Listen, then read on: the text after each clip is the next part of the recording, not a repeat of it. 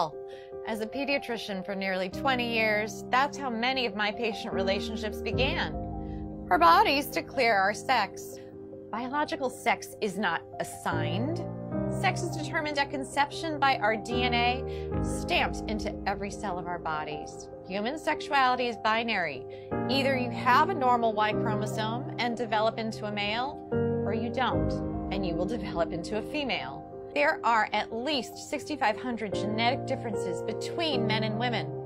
Hormones and surgery cannot and do not change this. Look, an identity is not biological, it is psychological.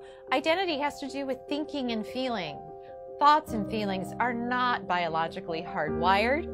Our thinking and feeling may be factually right or factually wrong. For example, if I walk into my doctor's office today and say, "Hi, I'm Margaret Thatcher," my physician will say I am delusional and give me an antipsychotic. However, if instead I walked in and said, "I am a man," he would say, "Congratulations, you're transgender."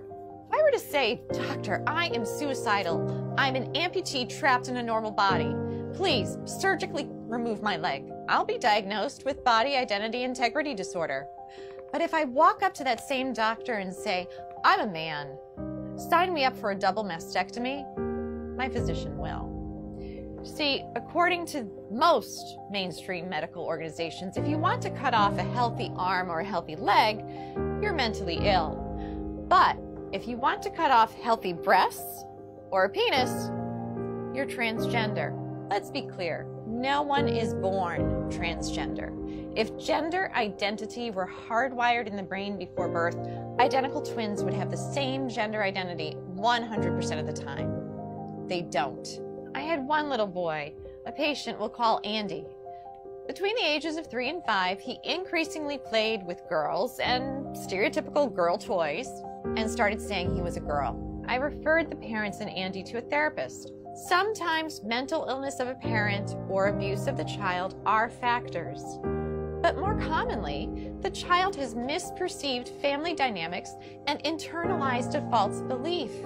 In the middle of one session, Andy put down the toy truck and held on to the Barbie and said, "Mommy and Daddy, you don't love me when I'm a boy." What the therapist learned is that when Andy was 3, his sister with special needs was born. She required significantly more of his parents' care and attention. Andy misperceived this as, "Mommy and Daddy love girls. If I want them to love me again, I have to be a girl." With family therapy, Andy got better. Today, Andy's parents would be told something quite different. They would hear, "This is who Andy really is. You must change his name, ensure that everyone treats him as a girl, or else he will commit suicide." As Andy would approach puberty, the experts would put him on puberty blockers so that he could continue to impersonate a girl. Experts assure us it doesn't matter that we've never tested puberty blockers in biologically normal children. It doesn't matter that when blockers are used to treat prostate cancer in men and gynecologic problems in women, that they cause problems with memory. We don't need testing. No, we need to arrest his physical development now, or he'll commit suicide. But this is not true. Instead, when supported in their biological sex through natural puberty, the vast majority of gender-confused children get better. Yet, we are chemically castrating gender-confused children with puberty blockers. Then, we permanently sterilize many of them by adding cross-sex hormones.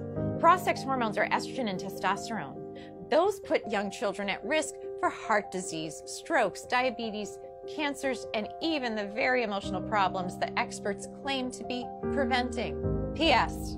If a girl who insists she is a man has been on testosterone daily for 1 year, she's cleared to get a bilateral mastectomy at age 16. Now, mind you, the American Academy of Pediatrics recently came out with a report that urges pediatricians to caution teenagers about getting tattoos because tattoos are essentially permanent and can cause scarring.